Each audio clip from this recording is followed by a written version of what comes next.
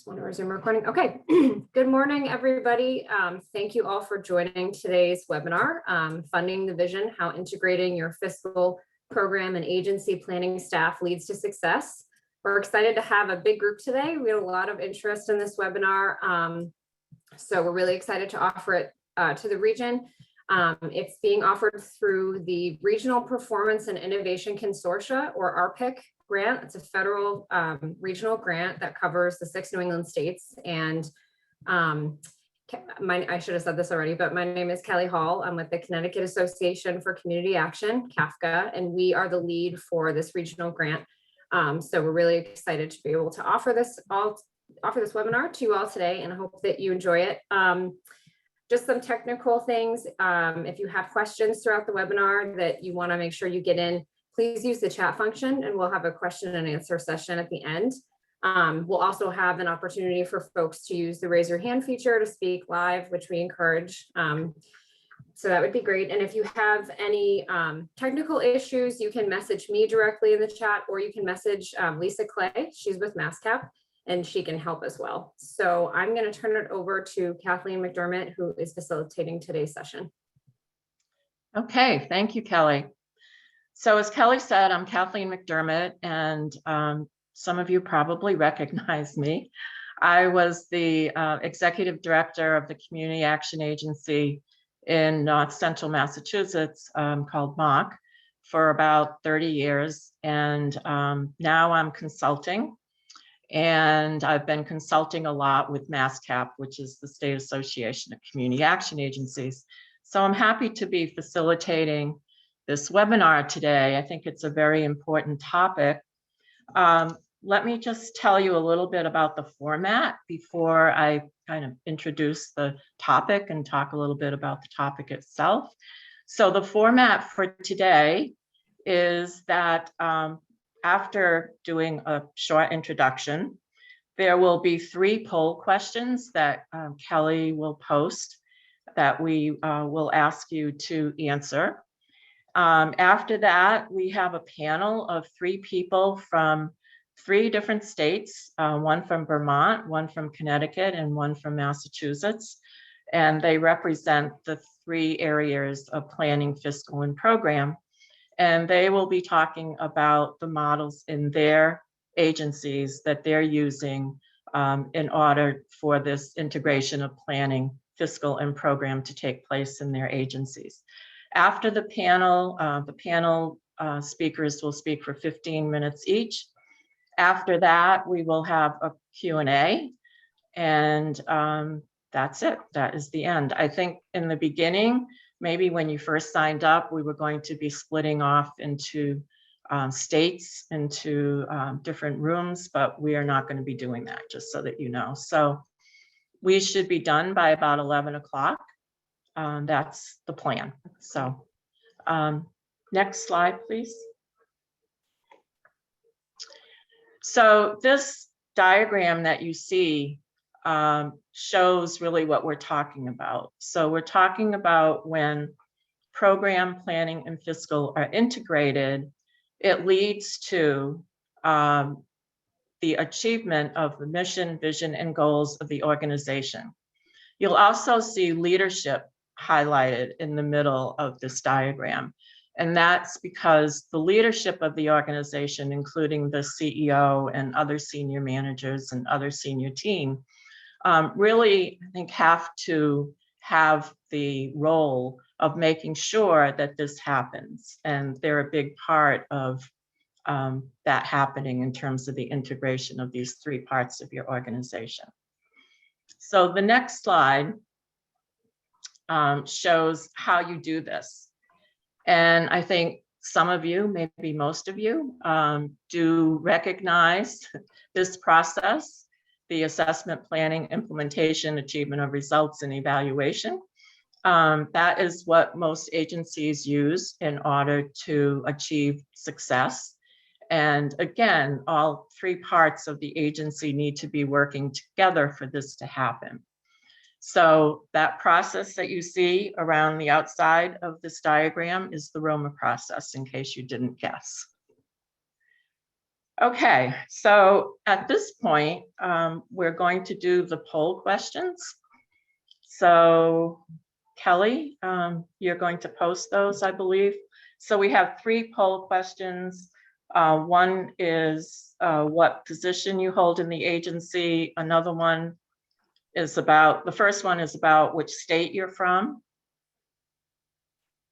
And then there'll be another one on rating your agency from 1 to 5 in terms of how you feel your agency ranks in terms of integrating your fiscal planning and program staff.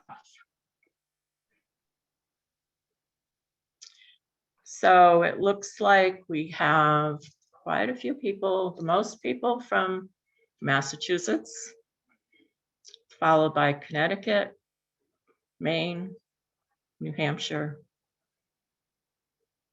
Rhode Island, and Vermont.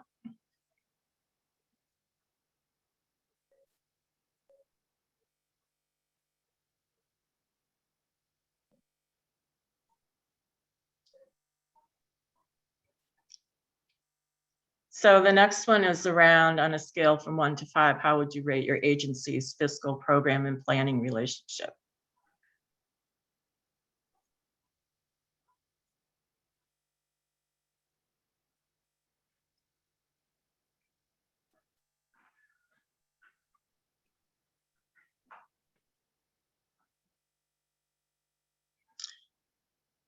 Okay, so looks like we're kind of in the middle there. Between 3 and 4 seems to be the highest. And then some are ranking 5. Some are unsure. And then we have some 2s and a few 1s. So it seems like 4 is the highest. So we have a huge interest in this workshop today. So we have over 100 people who registered, and maybe that's why you're looking for ways to make this work a little better in your organizations.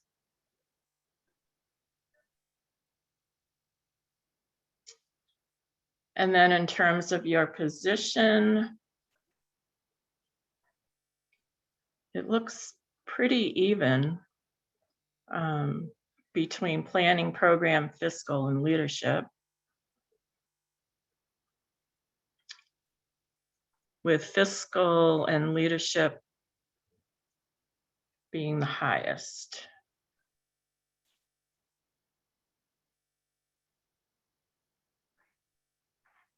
Okay. Great. Thank you.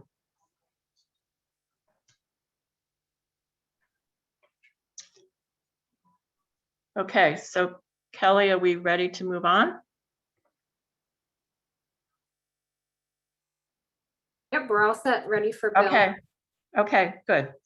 So we're going to move right into the panel. As I said, we have 3 panelists today, and they are agencies that use this model of integrating their planning program and fiscal staff. So they really are examples of best practices, I feel, in doing this. So we're going to start off with the planning part of this panel. So we're starting with Bill Rybczyk, and Bill is from New Opportunities, Inc. in Connecticut. He is the Director of Research, Development, and Planning, and he has been in his current position for 11 years and will be going into a new position, he said next week, which is to be the CEO of the agency that he is now the Director of Research, Development, and Planning for, New Opportunities. So Bill, I'll turn it over to you. Thank you, Kathy. And I should start by saying that I'm a triple agent on this because of the way the structure that we set up at New Opportunities. I'm able to get involved on the fiscal and budgeting side, in addition to overseeing the planning department, and then also have program operational responsibilities as well. So, it's really, really unique for me to be able to get all those three perspectives and to be able to translate that into effective operations. So, I'm thankful for our organizational structure that kind of put that in place. But I am going to focus in on kind of the planning role and our approach and some of the things we've done. So if we go to the first slide. All right. So we've got a program. We've got to have a plan that must be developed that can meet program guidelines and contractual deliverables. We've got to have a staffing pattern that's developed that's reflective of the work necessary to carry out the program objectives. We've got to incorporate the input and feedback of all team members when putting together the program plan. And then also critically, we've got to ensure that the program is in alignment with the organizational mission and service delivery model. And what I want to talk about with this is partnership and collaboration. I think in order for effective program plans to be developed, you've got to have the intersection, as we're discussing, with fiscal and the program side in planning. They've got to come together as a team. One of the things that we really believe in at New Opportunities is the team concept, in that everyone's opinion is valuable, everyone's opinion is critical to the overall success. In that, when we're coming together, there's no greater importance on any one of these items. They all need to work together. And so, we need to have that as the backdrop when we're developing our plans and implementing programs, is that spirit of partnership. And that really comes down, what Kathy's slide about leadership, it really comes from the top. The very head of the organization has to believe in these kind of concepts in order for it to be successfully implemented. And what I'd like to say further is that even beyond a program or a grant that's developed, the organizational strategic mission and the strategic plans that are developed, it's critical to have all these elements represented. The approach that we took at New Opportunities is the development of strategy teams around our strategic plan. And the beauty of it was that it was a cross section from all different parts of the organization. We have over 50 programs that we operate, and we wanted to be inclusive and gather everyone's opinion, but also with the idea that people could step outside the box of their normal comfort zone. And we made an intentional effort to really make sure that our fiscal department was engaged in that process, our HR department, the program side, executive leadership. And it really helped us as we began to implement strategies, as we began to have discussions. We would always, in developing a grant, have our initial meetings that included program planning and fiscal. But once there was a deeper understanding about each of the roles, and people were able to share, beyond just maybe their normal fiscal duties or normal planning duties, it really increased the sense of team and collaboration. One of the things that we had done was implement a Toastmasters group centered around public speaking. And the person that actually was the co-lead with me for that group was our number 2 fiscal person. And I think that it was great to kind of see her go into that role and really embrace it. And again, if our organizational culture was different, we probably never would have had that kind of opportunity when you're dealing with fiscal. So I think that collaboration and communication is critical. If we could switch to the next slide. And then, the planning, the specifically related to the planning role. You've got to develop an understanding of the vision of a program and the impact of a program. Because when you're developing proposals and writing grants, there's nothing that can give you greater clarity than actually seeing the program in action and seeing the impact, and then being able to articulate those elements of a program clearly, and also with realistic benchmarks, because the grant writer side of me wants to say we can deliver 80%, 90%, 95%, 99.5%. It doesn't like to focus on maybe 50% being realistic or 30% being realistic. But unless you dive in to understanding program operations and really what's happening at the ground level, you're never really going to get that concept. And these are just theories that you're writing about, as opposed to actually knowing, well, this is really the impact. This is what happens on the front lines of this program.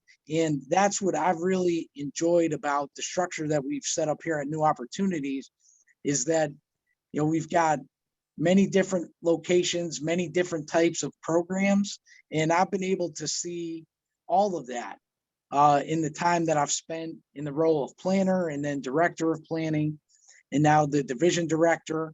And then, these are things that are going to help me as I move into the CEO role.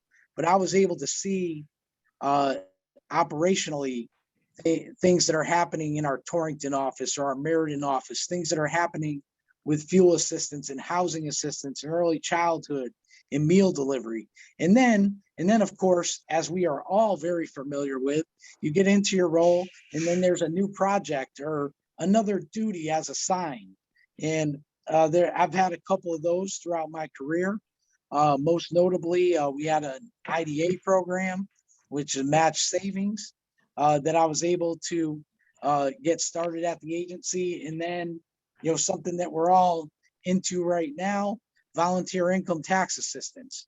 These were things that I got to take an active role in, and working directly, that you cannot replace those kind of experiences and getting that experience. And when we bring on, and it helps someone in the role of planning, a planner, director of planning, grant writer, development person, to really understand and dive in deep. This is what is happening at the ground level. And that only happens with the program person at the table. And you've got to effectively listen to both the programmatic and fiscal challenges that may be presented in implementing a program.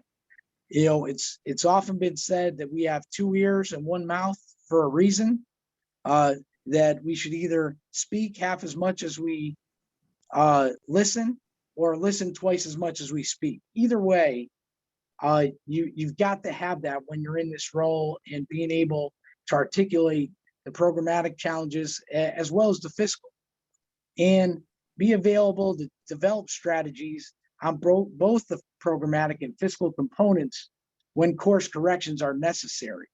And that's a good segue into kind of my final point, which is navigating obstacles. All right, so it's great to have a plan, a budget, and reporting, but we also have to deal in reality. And, as we are all quite aware, especially in the last 12 months, but really however long you've been in community action, there's always reality that's going to set in. And the key to how you're going to react to obstacles is to how strong you've built up your teamwork across these different dimensions. Because, hey, everyone can be excited and happy when they're at the start and everything's going well and all things are great. But then you get problems. Then you get obstacles. Then you get, when you have to make adjustments, you've got staffing resignations, equipment breakdown that happens. A new hire takes family medical. Again, this is why another piece of this that you should always include is your HR department, because you need their input as well. Because if it's left to my devices, I would incorporate interview questions about whether people are going to take family medical, because that can be a big expense in your budget. But I would be told by my HR department and colleagues, no, Bill, you cannot ask that. And again, that's why course corrections are going to be necessary. And you've got to be prepared for an ever-changing funding landscape. And some of our favorite terms, retroactive rescissions. So a rescission gets implemented in month 9 of 12 years of the program. All right, well, 5% rescission is one figure, but 5% times 3 is what has to be recaptured in that last quarter. And yet the funding could be restored as of July 1st. So, I mean, these are things that we all have to navigate. And if you don't have strong practices and collaborations amongst these 3 elements, you're going to run into trouble. And then, retroactive increases as well. COLAs that come in the last quarter of a year. These also take thoughtful decision-making and a mindful approach. And you need all voices at the table, because we've got to have one unifying message when we're talking with our funding sources, and also be able to articulate these challenges. But when collaboration breaks down, when communication breaks down, these become really challenging obstacles. And your agency's long-term success really depends on your ability to be able to navigate, be able to course correct, and adapt. And I think when you build these strong partnerships, all those things come together, towards overall agency sustained success. So with that, I think I'm right near time, and we'll pass it back to Kathy. Okay, great. Thank you, Bill. So there's a few minutes left for you in your 15 minutes. So I'm just curious about, on an ongoing basis, how often do you meet together with, you would be the planning piece, but your program and fiscal staff around different issues, or if there's a new program or something like that? Do you have set meetings, or it's as needed, or how do you do that? So usually on an annual basis, there's usually 2 or 3 set meetings over the course of a program's contract year that will focus on going into the contract year. So say a program's year is July through June.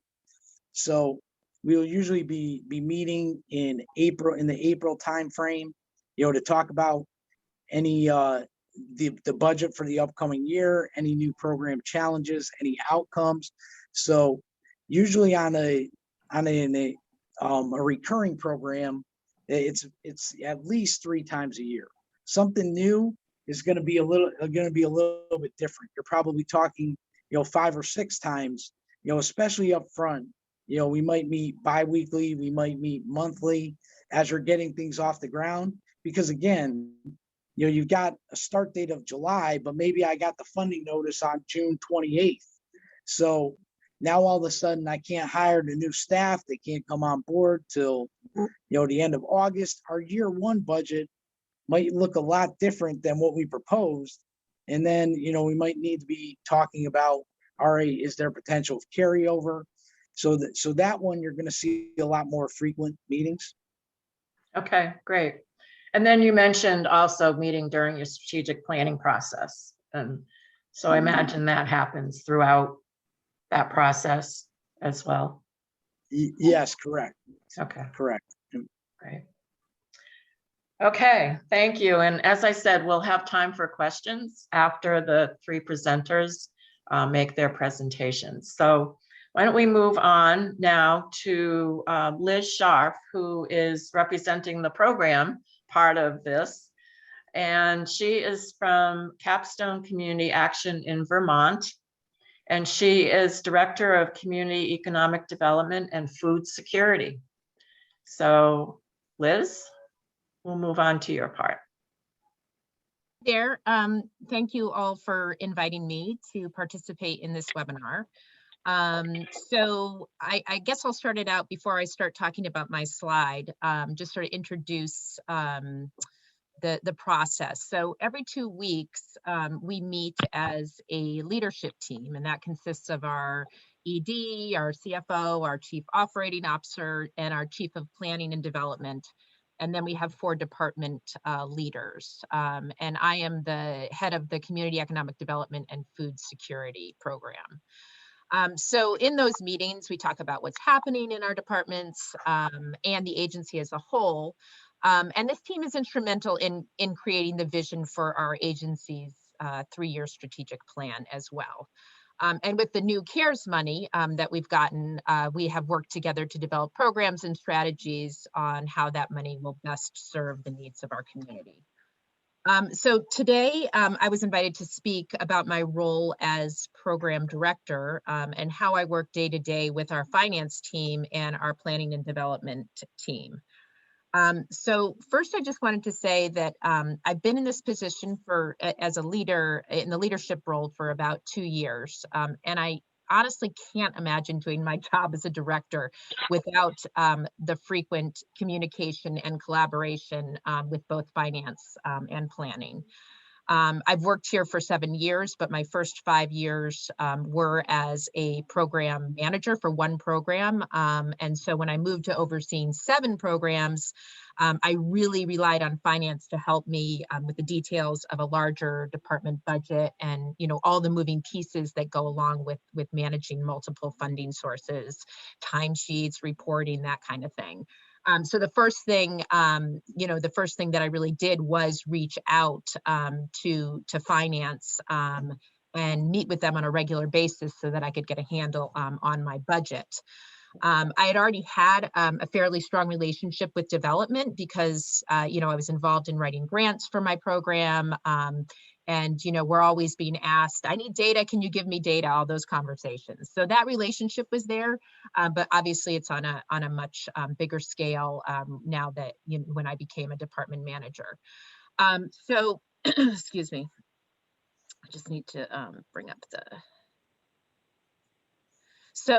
excuse me, in this slide, what I'm going to talk about is looking at it from the program management side and looking at it sort of in the process of what happens when funding becomes available, and then the entire process of getting that funding to the assessment at the end of the funding period. In the beginning, either I as a program manager or our planning and development may identify a funding source, and let's see, my slide is not. Liz, you might have to just accept that I gave you control. It says waiting for Liz to control your screen. So okay, where is that? You can control. Oh, view options. oh,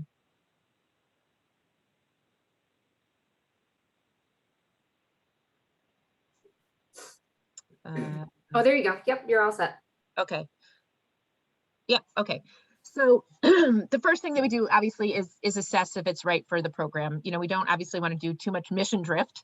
And so that's, I actually will sit down with our development team and our planning team to decide if this is a good fit. An example is, there may be something like a, $30,000 rural business development grant, which sounds great. Oh yeah, let's use that to support our program. But then we find out it's got, a lot of strings attached to it. It may require, tens of thousands of dollars of administrative oversight to deal with it. And it may just not be, a good fit for the program. So having that conversation with development, is it worth it, is an important conversation that we have, the two of us. Okay, I'm still having trouble for some reason. Okay, there we go. Whoops. So then, whoa, it's moving up. So then we apply for the funding, and in this case, both finance and planning are involved in this process with me.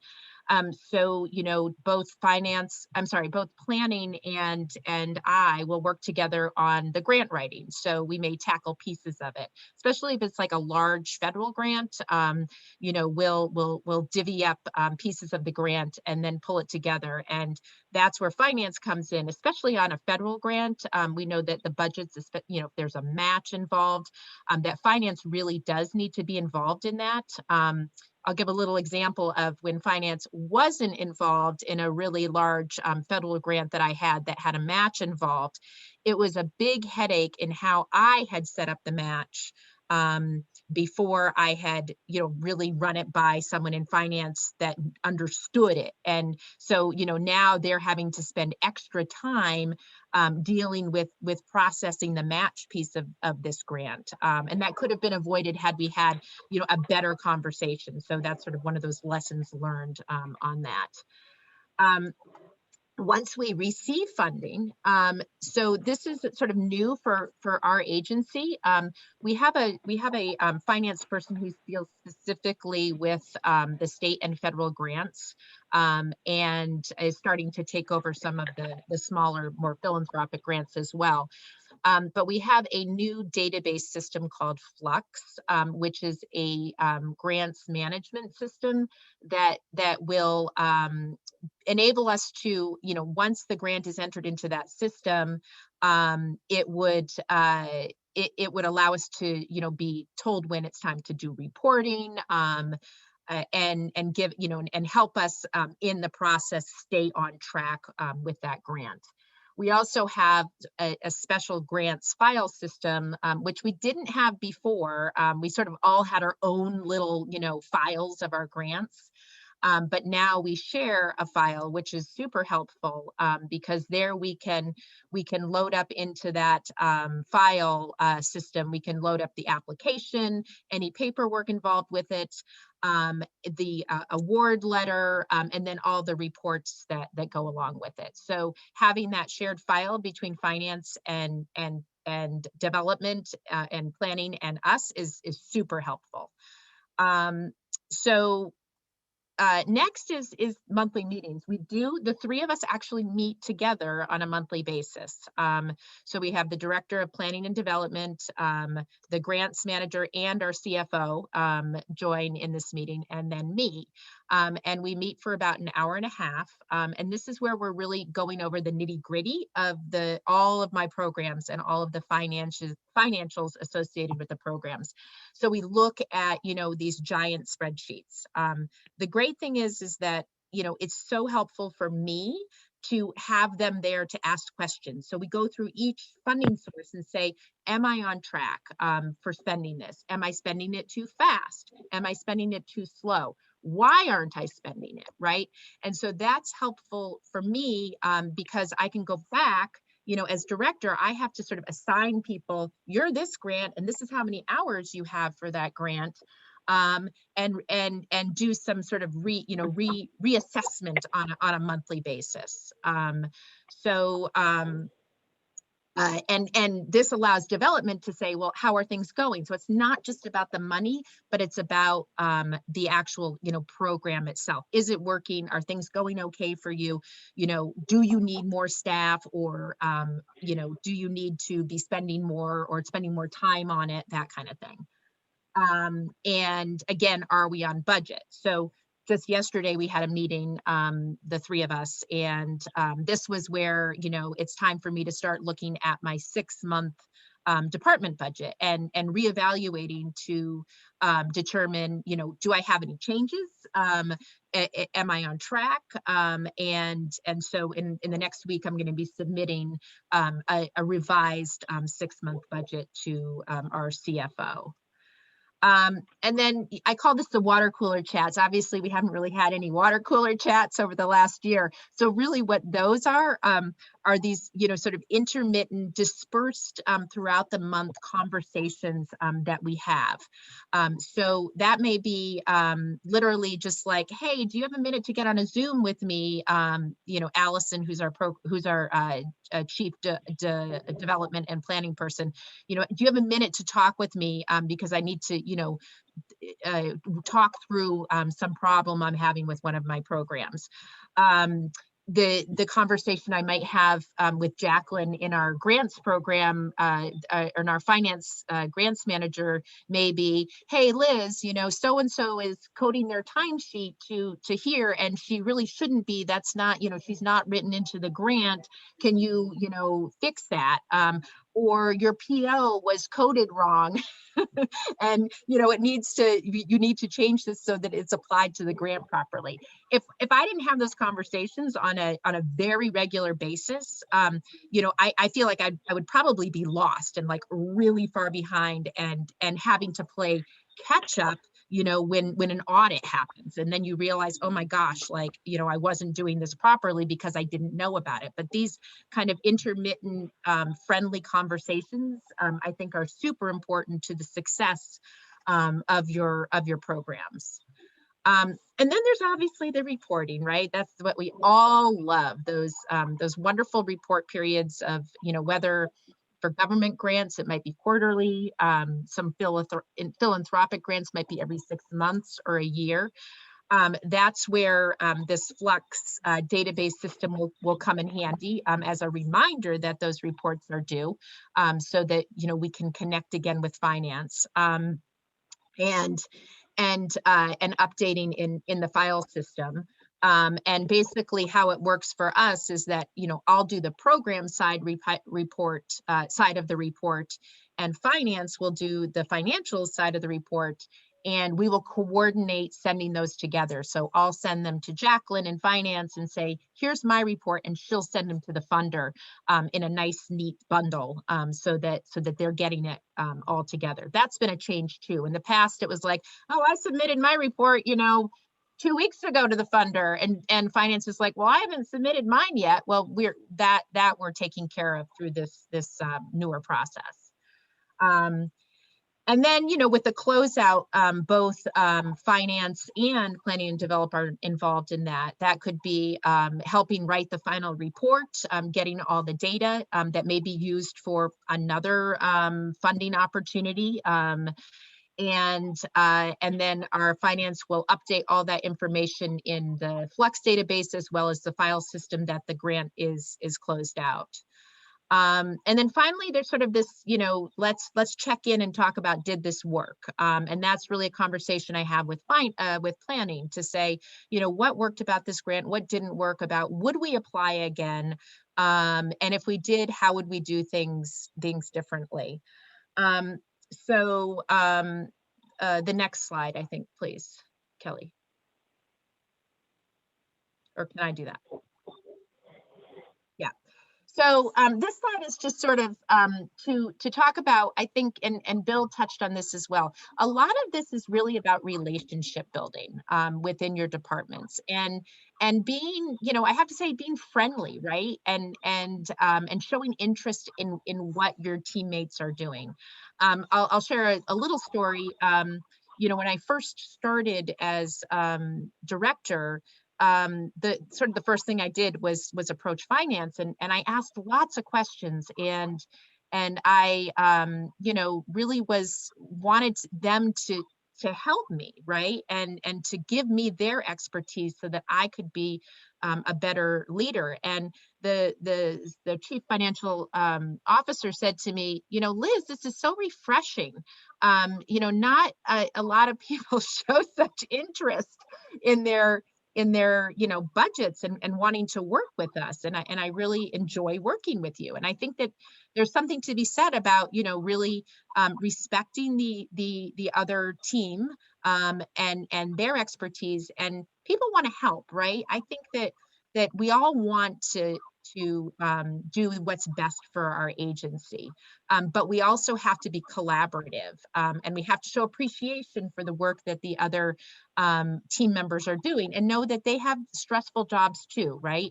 They may not be able to respond to me right away, but they will respond to me if I text them, because that means, you know what, I really have to have this answer right now. And I'll do the same for them, right? If they text me, that means I need this right now. And I think that's important to, set boundaries, but also know when you can, count on that person to come through and help you out when you need them. And then in this little cartoon that I have right here, it's the fish and chips. And I could say, like, planning is the tartar sauce, right? Like it all comes together as a really good meal when we work together well. I'll share one more quick story too, to just give a sense. This just happened yesterday, so this was very apropos to this webinar today. In our meeting with finance, all of you, I'm sure, have seen the Bernie memes, and Bernie Sanders raised, I don't know how the money came in, I guess through mitten sales or something, but he raised like $1 million, and he gave 500,000 to the community action agencies in Vermont, and each one of us got $100,000.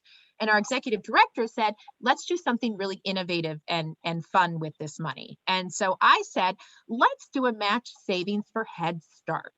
And it, we have the IDA match savings, but let's do it like no strings attached. They can save what they, save 500, we'll match it with 1,000. And they can do what they want with the money, buy Christmas presents, buy, rent for their house, whatever they want to do. And so, we haven't quite launched it yet, but when I had the conversation with finance, they're like, okay, I see some red flags here. and they brought it up, and it wasn't like, oh, we can't do this program anymore, but it actually had me rethinking how we're going to distribute the money, right? Because they'd have to get W-9s, and they might have to get 1099 miscellaneouses, these Head Start families. But if I do it strategically, I can avoid them getting 1099 miscellaneouses.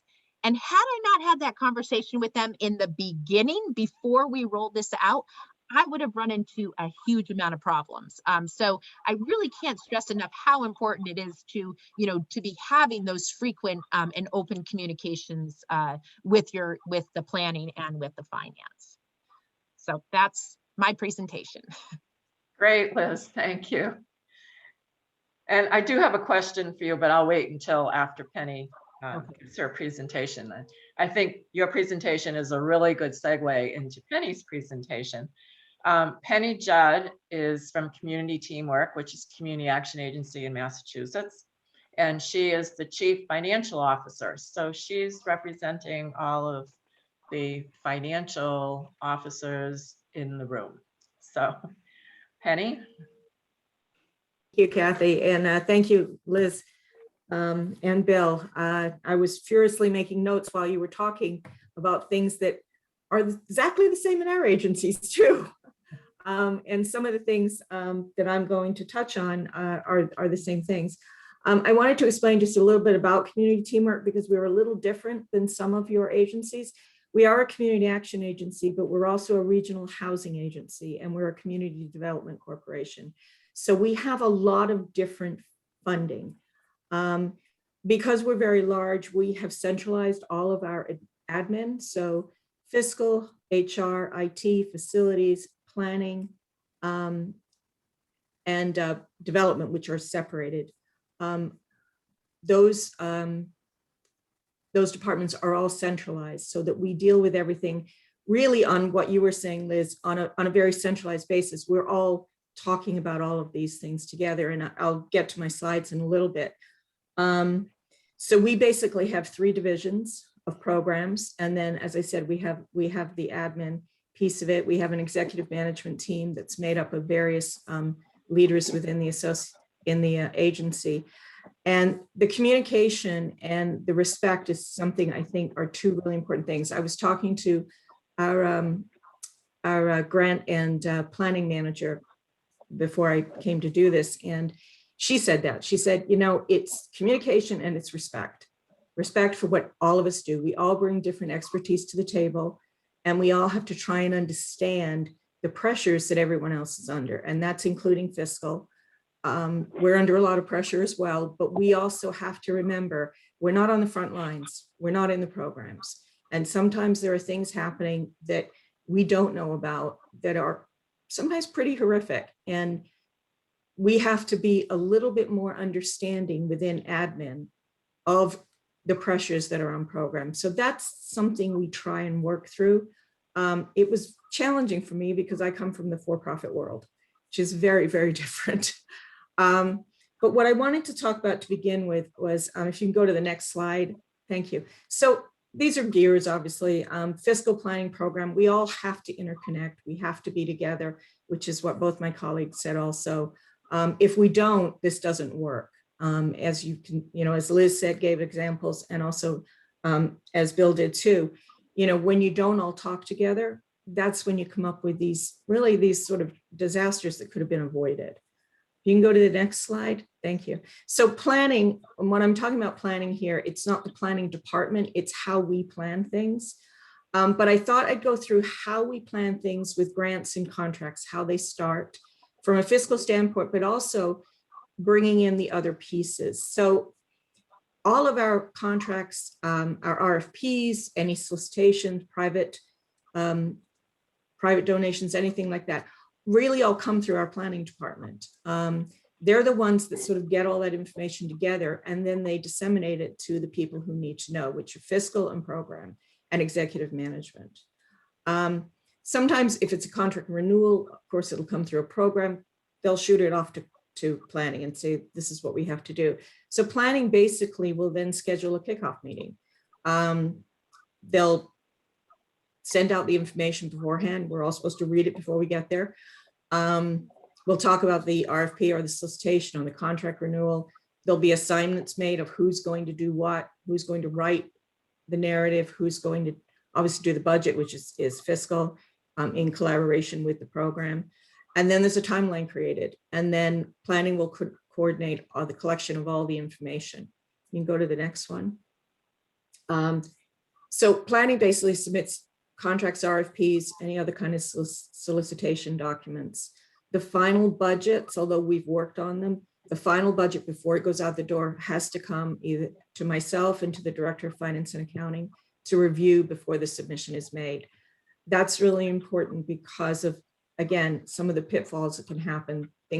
People have really great ideas, and sometimes they don't realize that there are things that maybe need to be tweaked a little.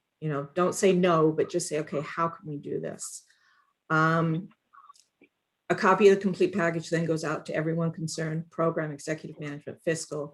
And then finally, after everybody's reviewed it, planning will notify fiscal and program if there's any additional questions that need to be for the submission or after the submission. If we're lucky enough to be approved, planning sends out a copy of the approval notification, the approved budget. We all go through and look at it. Program looks at all of the program requirements in the contract. We look at the budget. We make sure everything gels together, everything is the same. And then once everybody's reviewed it, the contract is submitted for signature, which would either be to our CEO, myself, or a chief program officer. And then if we are rejected, planning will notify us if they know the reasons. If there's a follow-up, it's an RFP, and you can schedule a follow-up interview of why didn't we, why were we not successful? They will help facilitate that also. The following page is just a list. I'm not going to go through it, but this is the information that our planning department sends to fiscal and program after we're awarded a contract. And it's just sort of a beginning, this is all the pertinent information you're going to need to make sure then that we're building that into our planning. Fiscal then assigns an internal contract number. We have, for every contract we have an internal contract number. We have about 100 contracts right now. And we have, I think, we have about 38, I think, cost centers that we're dealing with internally. We also have 46 COVID contracts, and that's an awful lot. But again, because we're a housing agency as well as a community action agency, this is a lot of it's coming through housing, to be honest with you. So I'm done with my slides. I'm just going to talk. So basically, that's the way we are organized. Fiscal sends out monthly reports to every program of all their contracts. We meet within our divisions. There is a division director, and reporting directly to that division director is a contract and budget manager that is just specifically for that division. So that contract and budget manager becomes very embedded in the program. This is a really great thing because, as Liz and both had said, that communication is really important. So that helps facilitate that communication. They're also there to support the division director with any financial, if they want to do some projections or they want to do, what would happen if we brought this program in? What will happen if we, increase staffing in this program? So we're very lucky that we have that within our divisions. Those contract and budget managers meet monthly with the Director of Finance and Accounting. The Director of Finance and Accounting runs the fiscal office.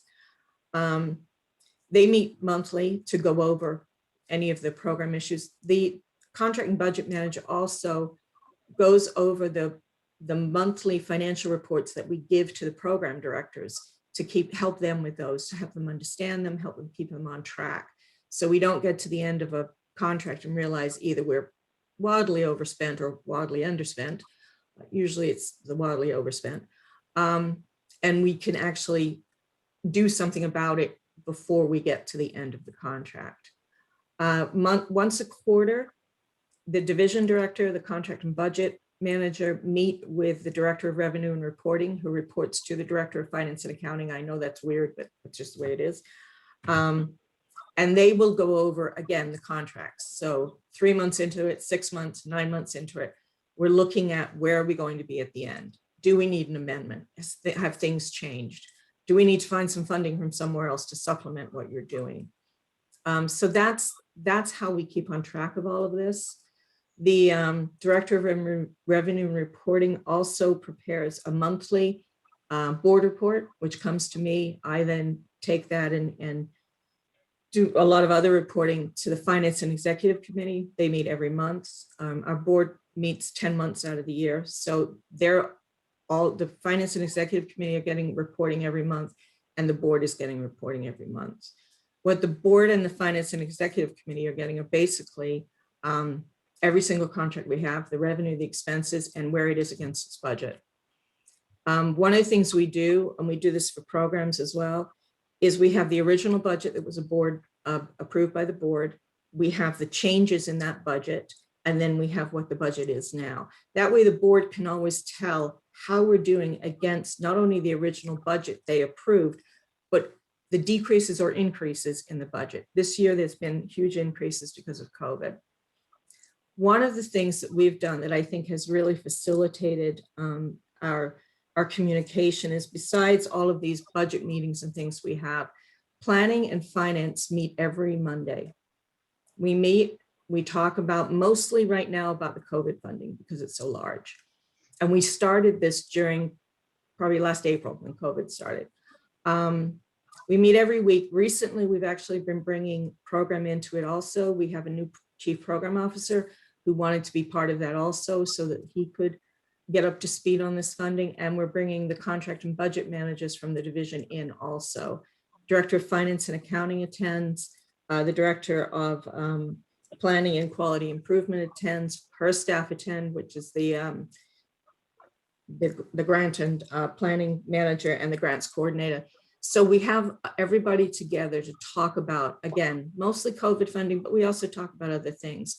One of the things the Director of Planning and I have talked about is, once COVID is over, wherever that gets us,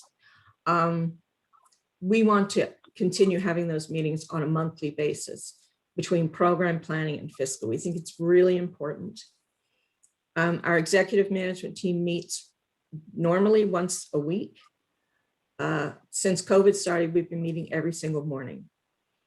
That's made up of CEO, CFO, CPO, Director of Planning, the 3 division directors, Director of Development, the Chief Human Resource Officer, and the Director of Real Estate Operations, who actually runs our biggest subsidiary, which is Common Ground, and they develop affordable housing. So that's how we try to keep communication. In an agency as large as we are, it's very difficult. And believe me, this process does not all work perfectly all the time, not at all, but it's what we strive for. It's what we really try to get to, because as both of my colleagues have said, it's really important we all stay together, that we all, see each other as pieces of this, of what we are doing. We can't exist without each other. We just can't. So we have to be able to communicate and collaborate. We have to respect what each other does. In the strategic planning process, again, our planning department kicks that off. We do the community needs assessment that goes through about an entire year. That involves executive management, board members, planning, and then it also involves people from program at all different levels, direct care staff, as well as program managers, program directors. So we try to make a very big sort of group from across the agency. We're divided up into various committees. I was on the focus group committee. We hold focus groups. We interview. We had people who were on the community partnership, people who were on the program committee, people who were talking with cities, managers and town managers and city councils. And then we are very lucky because one of our board members, who's the chair of the strategic planning committee, he is a professor at UMass Lowell. He brings a whole bunch of graduate students in to help us with data analysis, which is really terrific. Once we publish that, which we're just doing now, we move into the actual strategic planning process. And again, it's very collaborative. We include everybody. We break up into committees.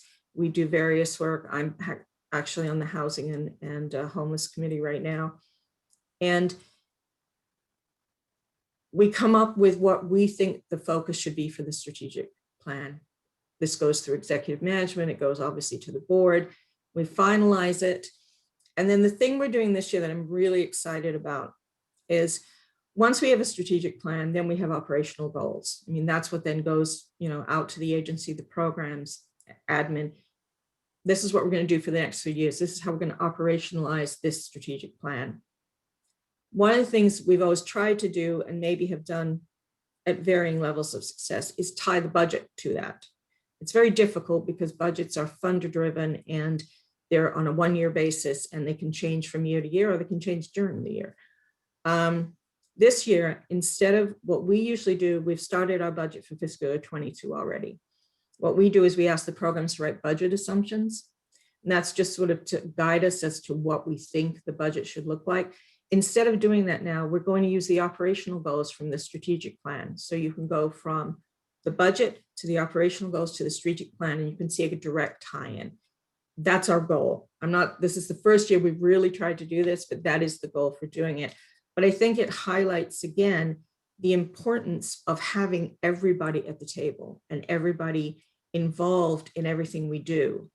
Admin, fiscal, planning, all of admin needs to understand what programs are doing. You're not going to be an expert, but you need to know what programs are doing. You need to understand what it is that they're trying to accomplish. They need to understand what we're trying to accomplish, what we have to do, how we have to do the reporting. Because we're centralized, all of the financial reporting, all of the financial invoicing, everything all goes through the fiscal office. So we're responsible for all of that, including closing out the contract. We have to coordinate that with planning, who does a lot of reporting, and we have to coordinate that obviously with program, who does the program reporting to close out a contract. So again, it has to be very fluid all the time. We have to make sure we're all communicating, and as my friend Amy said, make sure we're all respecting each other, because that's the way it works. And I think those things, even though we may be a little different because of the way we're organized, I think those are fundamentals that need to go across any kind of a community action agency or any nonprofit, to be honest with you. It's that kind of coordination of effort. And I don't know how I'm doing on time, Kathy, so I'm very bad. We're just about there, Penny. So. Okay, so, well, that worked out well. So that's basically how we handle everything. I mean, I think, as I said, I think Bill and Liz laid out a very good sort of framework for me just to follow up on. But from fiscal standpoint, I will tell you, our job in all of admin, including fiscal, is to serve the programs. That's our job. You know, programs serve clients. We don't serve clients directly. Our customers basically are the programs. And so we have a very big customer service orientation at the agency for our programs. Admin has to have that too. You have to have that customer service view towards the program people, basically, because they're the people that we're there to support. So I think, again, respect and communication help a great deal in managing what is truly an incredible amount of work for everyone. I don't think I've ever seen anything in the nonprofit world that rivals what we do. I mean, we as a whole, we as community action agencies and as other nonprofits. Right. You don't see it, so. Thank you, Penny. That was a great way to kind of summarize what we're talking about today. And I just want to say that I think you can probably tell, but the three organizations that are represented on the panel are very high functioning, very effective organizations in their communities. And I think because of the processes that they have in place, it's a big part of why they're so successful. So I just want to thank the panelists. I think it was great. Some of the tips that you gave are very applicable. As you said, Penny, even though as you were talking, I was thinking, wow, when I was executive director, I would have loved to have had some of the staff that you have, but not all agencies have the staff that CTI has, that community teamwork has. But as you said, I think you can apply the processes that you use to any agency, and you can follow the process, and maybe you don't have all those positions, but you can make it fit into what you have in terms of your staffing pattern.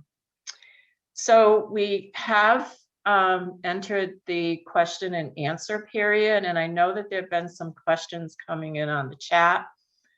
Before the session, we did send out an email asking you for questions.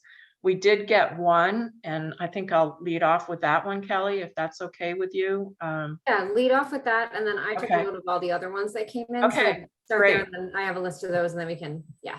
Perfect. Okay, so the one that came in prior to the session was, is there experience to suggest the best person to shepherd the coordination between fiscal, program, and agency planning staff? So I think that's getting at, who in the agency makes sure that this happens, that your planning, your fiscal, and your program staff are in fact talking together, meeting together. Who is best to make sure that that happens? I think Bill said it before, it has to come from the top. It has to be the CEO. Yeah. If you set that expectation, then I think that's a good place to start. Bill? you Yeah, wanna I would add to echo that. I would echo that. That's the foundation, because that's the one. I mean, at the end of the day, that's the person that can say, you shall do this. Mhm. And we've all gotten those orders too. And, and you've got to trust, and that's where trust comes in. You've got to trust your leader. But I think the most effective person to do that is the one at the top. Yeah, I think if you remember back to the diagram that we showed in the beginning, and leadership was in the middle, and it was there for a reason. Obviously, it was there because it is very important that your leadership and your CEO really believes in this and can really make it happen. And of course, they have connection with all your programs, and they are responsible for the entire organization. So any other ideas on that or comments on that? Liz, do you agree with that? Yeah, I completely agree. And again, also, and not making it feel like it's forced, right? And using it to the best of your, using the best time, of that use of that time, because it's often only just an hour, right, that you get to meet with folks. But it is super important. And for the other, if there's a resistant person on the team in particular, that's where it comes in handy to have the executive director be like, no, this is really a good thing, right? And this is why, because this is going to help you as well. So I think what I'm hearing is that it just has to become the way you do business in your organization. That's the way we do business, and that's how we're going to achieve our mission and our goals. So.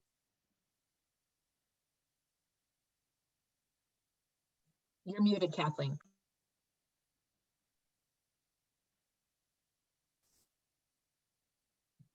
Sorry, Kathleen, I muted you by accident. But I can go ahead and read the other questions. Okay. Sorry, I'm sorry about that. That's okay. So the first one is, how active do you recommend the board be involved in this process? So I'm wondering if the person meant, who is asking the question, in the strategic planning process, or I don't think they probably meant in the day-to-day planning in the organization, more on the strategic level, maybe. So if whoever asked that is still on the line and wants to raise your hand, I can unmute you, or you can feel free. Oh, they chatted at the strategic level. Okay. Yeah. Thank you.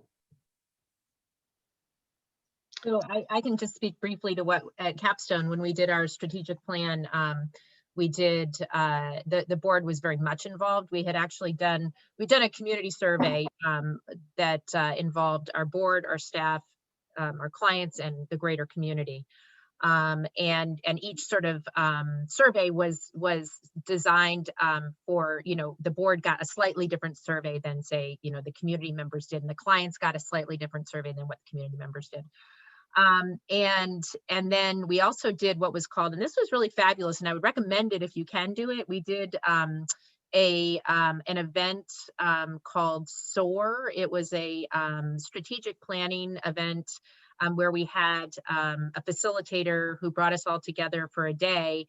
And, we did a lot of brainstorming, at tables. This was pre-COVID, obviously. And we had representation at each table from, like a staff person, a board member, a client, and then some general community members, where we really talked about, what the vision and plans would be for our agency, and looking at it from a very, dream, like what can we do, and what dreams do we have, right, for our strategic plan. And we also had this fabulous illustrator who was there drawing the whole thing. So it was a really cool event that we could then have those pictures, up on the walls in our agency for people to come in and see, like, this is the result of what we did, and it involved every facet, including the board. Great. Anyone else? I know some agencies might involve the board in doing community or stakeholder surveys in their strategic planning process, do a SWOT with the board. We do that, Kathy. We ask board members to be part of our strategic planning and also our community needs assessment work. So there is a board chair, but there's also board members who are part of that. They have to be involved in the strategic plan. I mean, ultimately they have to own that. Right. And so I think if they're involved in it from the ground up, I think it's a much better idea. It's interesting, Liz, because we did something similar to you several years ago. It was when I first joined the agency, and I always thought it was really a great sort of way to get people together. Obviously during COVID, there wasn't a whole lot you could do, and we did a lot of Zoom meetings and a lot of collaboration that way. But I agree, it's really nice to sort of get everyone together and just brainstorm about various, and have people from many different places, not just the agency, but all across your communities. I think it's a great idea. Yeah, and I just wanted to add one other element in that, with what because we do have the board involved in the plan. And then the other piece of it is reporting back. And I know there was a question about board reports, and what we do with any of our grants is we include a component of how this ties back to the strategic plan. So we're keeping that in front of the board membership, that, you know, this is how this aligns back to our overall strategic plan and the strategy. So I think that's another, you know, important. I know we're organizational standard bound to provide an annual update, but I think, you know, what our board had asked for was quarterly. Now they've, you know, gone to at least twice a year, but yeah, I mean, as we were in year one, they really kind of wanted more. They were asking for more information. And, you know, that's the flip side to getting everyone involved, is to get involved. Right. Great. Kelly, do you have another question? Yes, I do. So can you talk about how often you meet in ongoing planning for a particular grant? So Bill, maybe On you the wanna size take of the that? grant? Penny? I think it that- depends on the size. Yeah. Yeah, and you know, again, I think as I had talked about, something new, you're going to meet more. You're going to meet more, you know, especially more on the front end.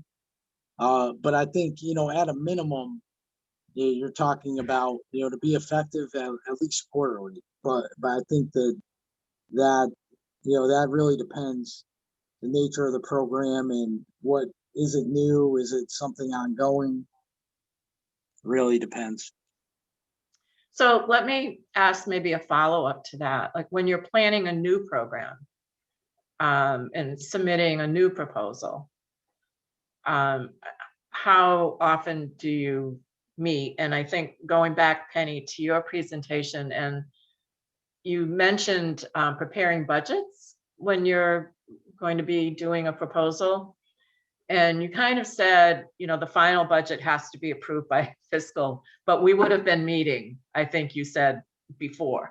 So how does that process work in terms of preparing a budget for a new program or new proposal? So when a new proposal comes in, and we decide as a you know, an agency that it is something that we want to apply for, it fits within our mission, which is actually quite broad. We start with, like I said, planning convenes a kickoff meeting, and we were assigned certain things. One of the things is the budget. So the Director of Finance and Accounting will work with the division contract and budget manager to come up with the budget, whichever division that program would sit in. Also, obviously, with the Chief Program Officer as well. So that's how we come up with an initial budget, but budgets tend to change as you roll along and as you write really what the program's going to be. So the final sort of review we do is we will look at the budget to make sure it covers what it needs to cover within the program. If there's a budget narrative, which some there are, some there aren't, we will read the budget narrative and try and sort of tie it to the budget and ask any questions. But that's for something that is brand new, we would have more than one meeting. You know, for some things, it's the kickoff meeting, you assign everything, everybody sends everything in, it gets submitted, it's done. But for a new program, there definitely would be more than one meeting. Great. Kelly, another question? Yep. So someone just came into the chat. Once COVID dollars disappear, how soon do you start planning to continue any of the programs without that funding? Right now. Yeah, I mean, like we've already set our, we know when we're going to be done with our COVID funding. But we also know that there may be more funding coming down. So it's not like we're thinking abrupt end, because there may be another sort of round of funding that we can think about for the future. But, you know, that's sort of the nature of, you know, community action. You have the funding that lasts a couple of years, and then you're like, how am I going to make this sustainable, right? Can I just also add, I wanted to add one thing to the previous question that someone asked about the planning part, and you know, like developing a program. I think it's really crucial too, and people forget to do this, myself included, forget to first talk to the staff who are going to be doing the program, right? To make sure that they actually can, that they have the capacity to do the program. Like we're doing a pilot program of a food delivery model with ready-made meals. Well, I'm not going to tell them that we're going to have 500 ready-made meals when I can't provide 500 ready-made meals.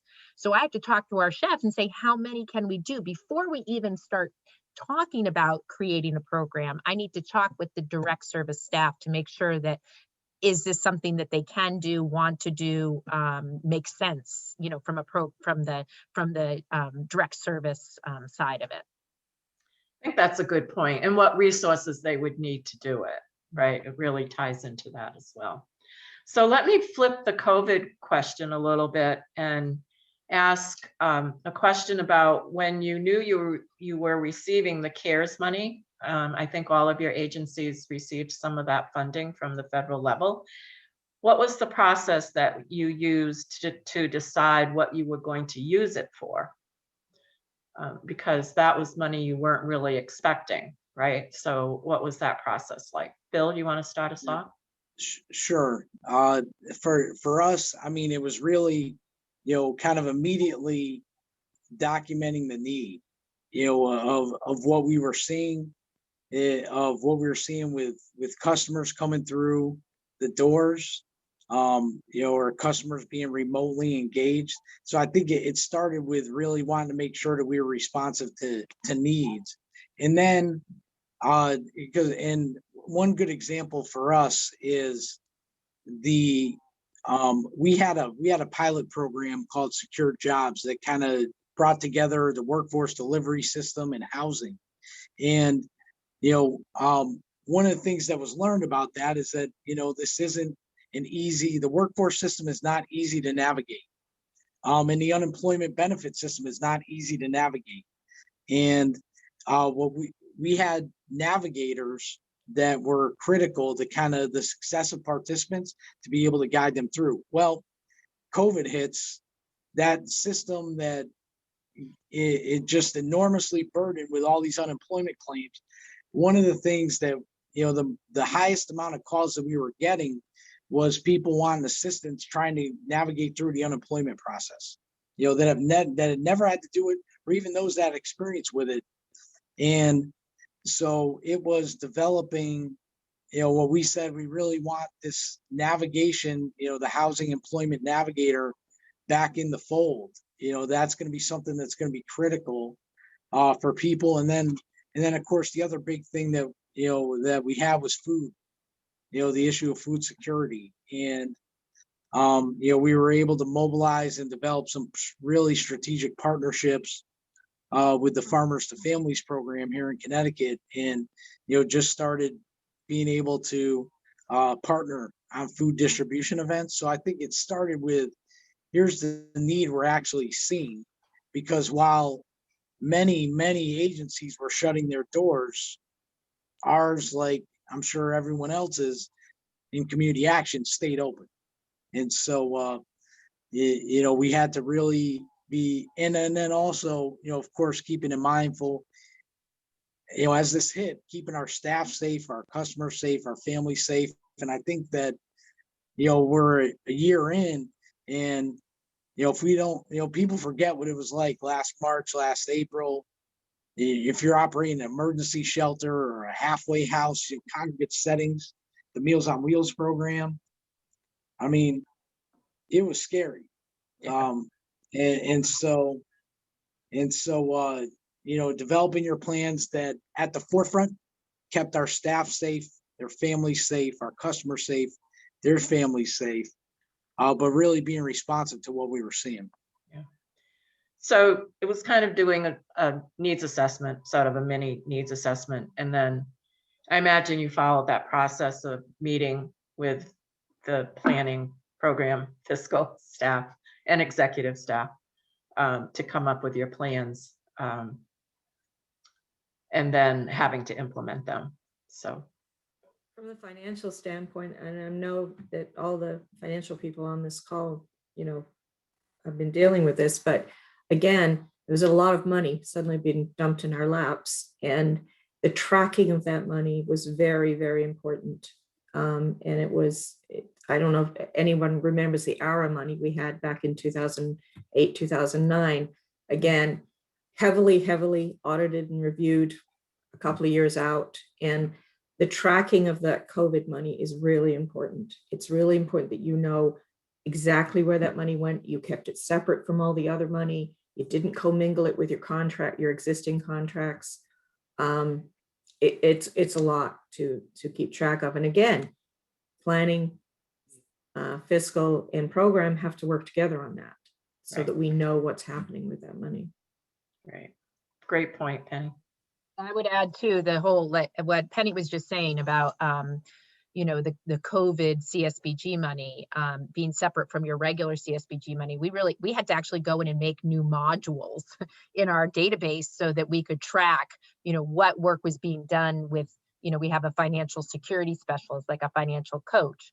Well, I didn't want to mingle her with the other financial, you know, coaching work because I'm going to need to report specifically about the work that she's doing. And the same with our food security specialist.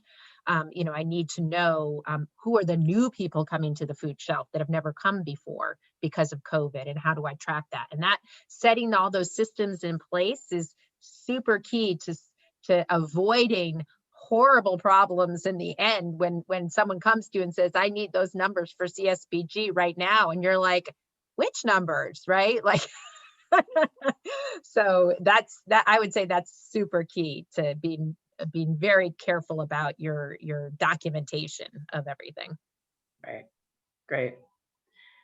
Kelly, was there another question? Yep, we have a couple more. So this is question for Penny. Are your planning and development departments one division, and how large is your agency? So planning and development are separate. We have planning and quality improvement, I think, is the name of the department. There's a director and there are 3 people who work under her. And then we have a development and I think it's media relations.